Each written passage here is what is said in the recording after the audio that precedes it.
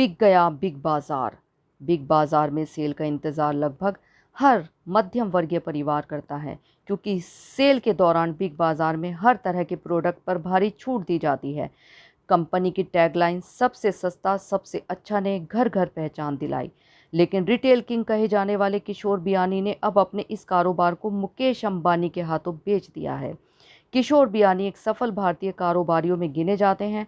2019 से पहले उनका कारोबार तेजी से फैल रहा था। किशोर बियानी का फ्यूचर ग्रुप वित्तीय संकट में इस साल की शुरुआत में आया। यह तब हुआ जब फ्यूचर रिटेल कर्ज के भुगतान में फेल हो गई। इसके बाद बैंकों ने कंपनी के गिरवी रखे शेयरों को जब्त कर लिया। साल 2019 में फोर्ब्स की लिस्ट में किशोर बियानी 80वें नंबर के सबसे अमीर बिजनेसमैन थे।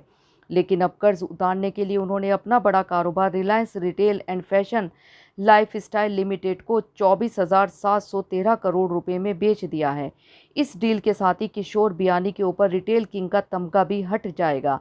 दरअसल साड़ियों के कारोबार से बिग बाजार के सफर तक पहुंचने वाले मारवाड़ी परिवार में जन्मे किशोर बियानी ने 1987 में पेंटालून की शुरुआत की थी। पैसे की कमी की वजह से उन्होंने इस कारोबार को साल 2012 में आदित्य बिरला ग्रुप को बेच दिया। पेंटालून और बिग बाजार की शुरुआती बियानी ने कोलकाता से की थी।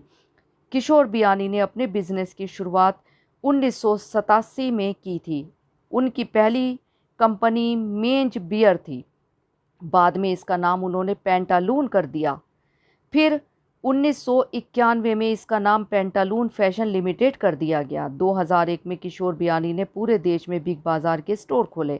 किशोर बियानी मुंबई के HR कॉलेज के छात्र रहे हैं।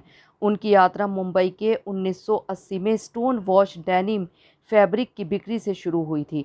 किशोर बियानी का सपना हर किसी तक अपने खुद के लेवल के प्रोडक्ट को पहुंचाना था, और कुछ हद तक वो इसमें सफल भी रहे। कोलकाता से 26 साल की उम्र में पेंटालून से शुरुआत करने वाले बियानी ने 59 साल की उम्र में अब सारा कारोबार रिलायंस के हाथों बेच दिया। किशोर बियानी के लिए साल 2019 सबसे संकट वाला रहा। 2019 की समाप्ति तिहाई में फ्यूचर रिटेल के मुनाफे में 15% की गिरावट आई थी। वहीं रेवेन्यू में 3% की कमी देखी गई थी।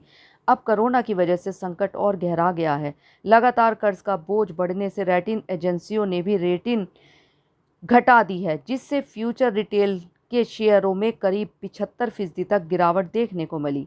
डील के बाद रिलायंस रिटेल की डायरेक्टर ईशा अंबानी ने कहा कि हम छोटे व्यापारियों के साथ सक्रिय सहयोग के हमारे अनूठे मॉडल के साथ रिटेल इंडस्ट्री के विकास की गति को जारी रखने की उम्मीद करते हैं। हम देश भर में अपने उपभोक्ताओं को अहमियत प्रदान करने के लिए प्रतिबद्ध हैं। इससे रिलायंस फ्यूचर ग्रुप के बिग बाजार, EGDE और FBB के 1800 से अधिक स्टोर्स तक पहुंच बनाएगी, जो देश के 420 शहरों में फैले हुए हैं। रिलायंस और फ्यूचर रिटेल के बीच इस डील की शुरुआत इसी साल शुरू हुई थी।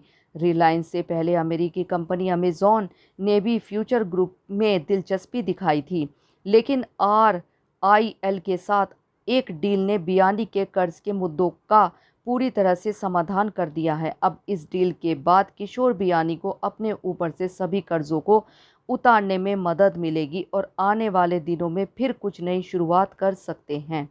धन्यवाद। समाचार के बारे में अपनी राय कमेंट बॉक्स में ज़रूर दें। लाइक और सब्सक्राइब करना ना भूलें और अधिक ताज़ा तरीन खबरों के लिए जुड़े रहें प्रखर गुंज न्यूज़ डेस्क के साथ।